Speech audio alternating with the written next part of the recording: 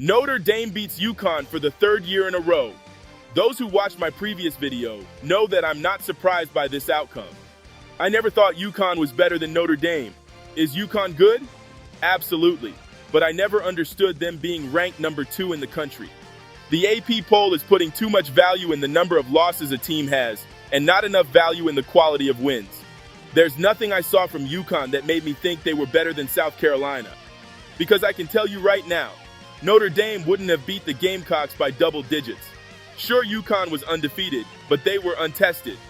While UConn was playing teams that are struggling to stay ranked, Notre Dame was playing title contenders, and this game exposed that fact. UConn looked overwhelmed on both ends of the floor. They haven't played an offense nearly as potent as Notre Dame this season, and defensively Notre Dame's size and speed as too much to deal with. UConn was completely outmatched in the backcourt, and their post didn't make up for it. Paige Bueckers is getting most of the blame for UConn losing this game. But to me, that just proves how good she is. I can't name a single other player that can drop 25 in a game on 55% shooting, but get blamed for not doing enough to help her team win. She had 25 points while the rest of the starters combined only had 28. The bench outside of KK Arnold didn't exactly do anything either. How does this happen? We're talking about the University of Connecticut, a team that routinely brings in top recruiting classes every year. KK Arnold and Ashlyn Shea don't look any better than the year before. Neither does Ice Brady or Caden Samuels. I give her a pass because she's a redshirt freshman coming off an Achilles injury, but Jana El Alfie is a 6'6" big with skills of a small forward, but just looks like an average college post player. When it's that many players that haven't developed, I'm more inclined to blame Gino than the players.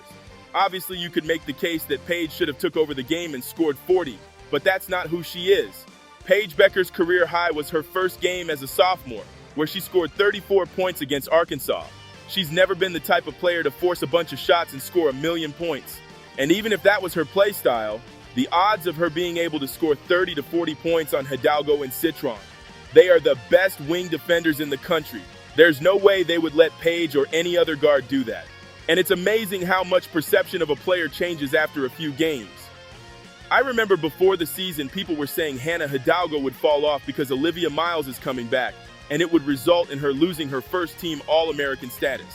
But now the consensus is that she's the best player in college basketball. I'm glad she's finally getting the praise she deserves. It's no secret that I've been a huge fan of Hidalgo, so I love the fact that she's getting her props. But in the back of my mind, I think about how a lot of these same people were saying the same thing about Hidalgo after the USC game. But soon as Notre Dame lost 2 games, all of a sudden, she was overrated and getting too much hype. And I look at how fast people turned on Juju. Just let Hidalgo have a string of a few bad games and see what happens. But regardless, Hannah Hidalgo is absolutely the front runner for National Player of the Year. She went up against every preseason first-team All-American and has outplayed all of them. She's already took down 3 top 5 teams and is putting up another historical stat line. When you think about it, she's the Travis Hunter of women's basketball.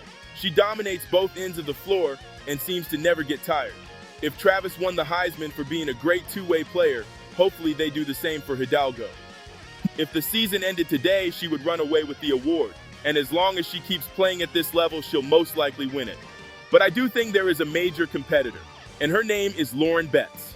Right now, she's averaging a ridiculous stat line of 20 points, 10 rebounds on 63% shooting. She's done something that no one has been able to do outside of Caitlin Clark in the last 2.5 years, and that is lead a team to a victory against South Carolina. However, it's important to note that UCLA hasn't played any top schools outside of South Carolina. Because of that, for her to win Player of the Year, I think UCLA has to run the table in the Big Ten. Bare minimum, they need to win the regular season title and Big Ten championship. If that does happen, I think the race becomes a lot more complicated. This is definitely something I'm going to be revisiting. As far as Notre Dame as a team goes, they are in the driver's seat in terms of getting a number 1 seed in the tournament. As long as they don't completely choke during ACC play, they are pretty much a lock. The crazy part about Notre Dame is they can still get a lot better. Liz Carlin just came back from an injury, and she's having a slow start similar to what Citron had.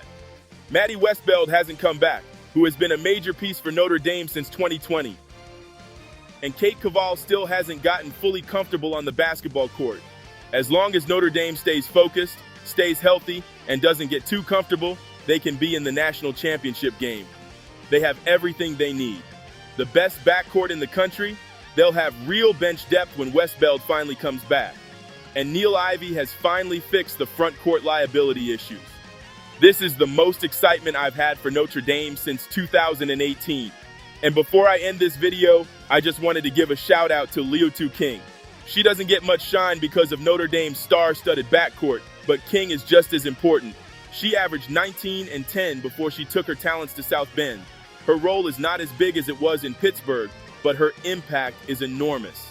Going forward, Neil Ivey needs to hunt for a veteran forward every year in the transfer portal, because Liutu has completely changed the team. Notre Dame went from playing in spite of their post play to now it's a huge part of the game plan. That's the difference between a title contender compared to a team that routinely has good regular seasons with little postseason success. But that's it for this video. There's going to be some longer videos coming this week, one of them I've been working on for a while. Stay tuned for that. As always, thanks for watching.